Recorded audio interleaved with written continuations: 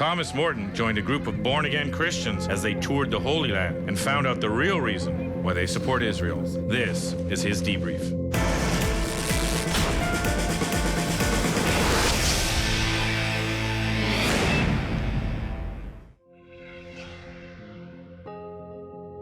Evangelicals believe for the apocalypse to start that Israel must be entirely Jewish, or just entirely under Jewish control. So the problem right now is that half of Israel, as they see it, half of the Israeli state is the West Bank and Gaza Strip. It's Palestinian territory.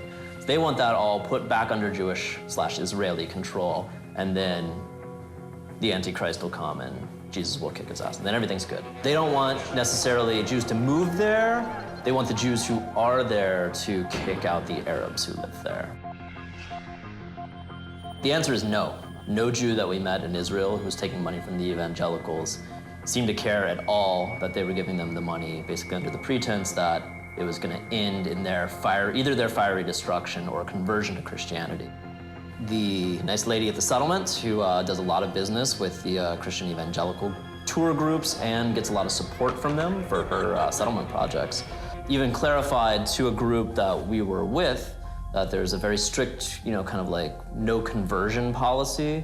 But basically it's like, you guys believe your thing, we believe ours. Everything that Irvin Baxter describes is in the Bible. Most of it is in the book of Revelation. Some of it's in some weird chapters like Elijah and stuff. What a lot of Christians who aren't really on board with him on the ground, especially Palestinian Christians, like to talk to us about is that there's kind of a point to the Bible, and the way he's got this cool, like, sort of apocalyptic action movie sequence out of the Bible is basically by cherry picking the best elements. Sort of like, I don't know, I would do the same thing in Sunday school where you just read the good parts or the juicy parts of the Bible. And there's an entire genre of Christian cinema and books that kind of cater to this need that people have called like apocalypse lit. The Left Behind series are like the best examples, where it just starts with the rapture and then the whole book series is basically just action-adventure novels and movie adaptations for what happens when Satan takes over the earth and, Jesus has to fight him with his crazy, like, mental weapons. The Evangelical tour group we were with made no stops in Palestinian territories. They stayed in Israel. They went to, Armageddon, Sea of Galilee, stuff in Jerusalem, all of which is pretty firmly in Israeli territory.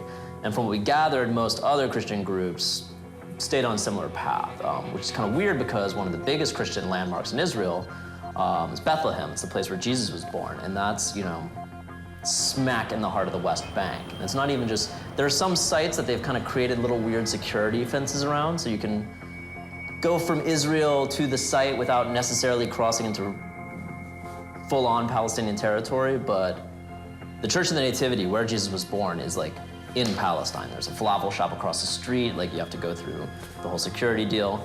And the real question is whether, these Christian groups avoid this because it's difficult, having to cross a weird conflicted border with a whole bus full of old ladies, and then you have to do it on the way back and stuff too, and whether it's just a logistical thing, or whether they're trying to avoid the question of like, we're giving all this money to Israel, like, what are the Israelis doing with it to these Palestinians?